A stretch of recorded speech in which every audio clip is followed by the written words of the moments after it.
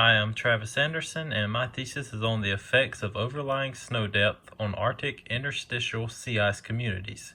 I did this with my mentor, Dr. Craig Almack. Sea ice is an environment teeming with life. As seawater freezes, small needle-like ice crystals are formed called frazzle. Salt ions do not freeze with the water molecules and are pushed between frazzle formations. As such, the water caught between frazzle formations becomes more and more saline and dense, thereby lowering the freezing point. Eventually, the frazzle formations connect to form sheets of ice with microscopic shafts of hypersaline water collectively known as brine channels. These brine channels provide a safe habitat for an interstitial microfloral community. This picture on the top shows algae within an ice core, and the bottom shows an interstitial diatoms. Arctic sea ice communities are often overlooked, but up to 25% of primary production in ice-covered environments come from this community. It is predicted that a 50% loss in sea ice would create an 88% loss in the primary production associated with sea ice environment.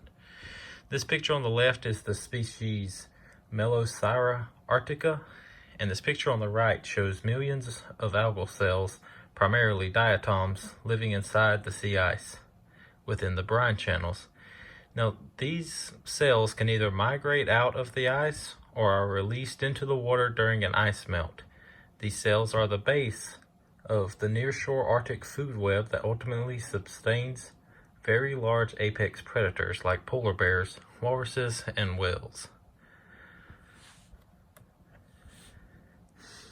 Despite this community's obvious importance, there has been little research on its community structure or how this community will respond to a rapidly changing Arctic climate. It is predicted as global warming continues, there will be less and less overlying snow. This led me to want to test how this community would respond to varying degrees of overlying snow. I hypothesized that overlying snow depth, which both insulates the ice and dramatically influences the light environment in the sea ice below, will alter the ice algae community in terms of both biomass and species diversity. I predict that thinner overlying snowpack will result in greater abundances of photosynthetic organisms and elevated community diversities.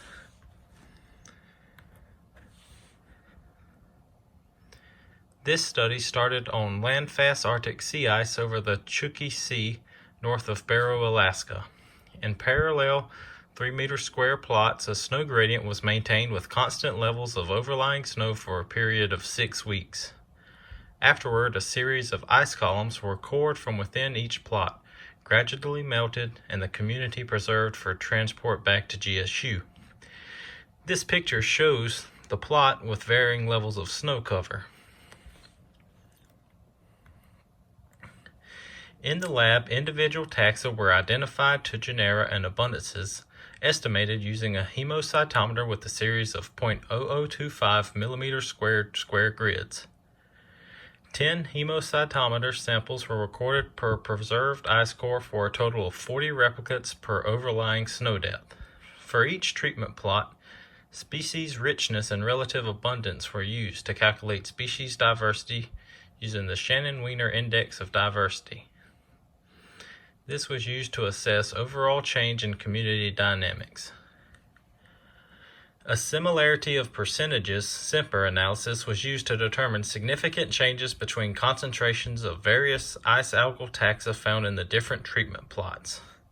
On the left, you can see a hemocytometer, and on the right is me, who performed this part of the research. Our results in total: over 1,500 diatoms across 10 genera were numerated throughout the study, with the most abundant taxa being Nitzschia and Fragilariopsis. Overall, estimates indicate there was an average high of 15,410 cells per liter sea ice in cores taken under 6 to 15 centimeters of overlying snow, and an average low of 4,670 cells per liter sea ice in cores taken under 25 plus centimeters of overlying snow. On the left, you can see a picture of Nitzschia, And on the right, you can see a picture of Fragilariopsis.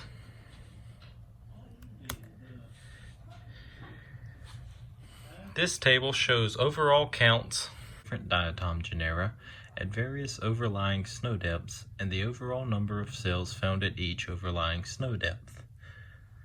So basically, this table shows total counts for each species across the 4 snow depths. As you can see, Nitzschia was very abundant across all 4 snow depths. Ludicola and Amphipleura had large percentage changes based on the amount of overlying snow. Ludicola thrived in the 2 thinnest layers, and Amphipleura was abundant in all but the thickest layer.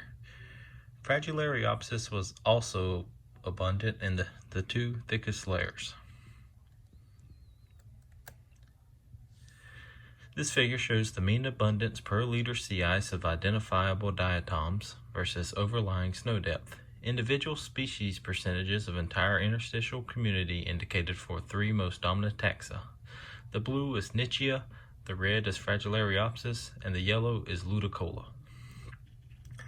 This graph shows extrapolated totals based on previous counts. The percentages represent each taxa's percentage of the average community under that snow depth. Once again, Ludicola and Fragilariopsis show that they are better adapted to receiving more sunlight. Nitzschia, as you can see, is very abundant across each snow depth. This figure shows species diversity as calculated using the Shannon-Wiener Diversity Index versus overlying snow depth. This is a comparison of species diversity. Species diversity takes species richness and evenness into account, which is the total number of species and how equal they are in community composition. Despite having overall less cell count, the second plot has the greatest amount of species diversity. This is likely due to evenness, as Ludicola and Fragilariopsis made up a large portion of the block besides Nitzschia. Climate warming in the Arctic is likely to cause losses in overlying snow, dramatically changing the sea ice community. How these changes may affect the underlying marine communities is still unknown. Data supported my hypothesis that diatom abundance would increase with lower overlying snow depth. However, the data failed to support my hypothesis that species diversity would also increase with lower overlying snow depths.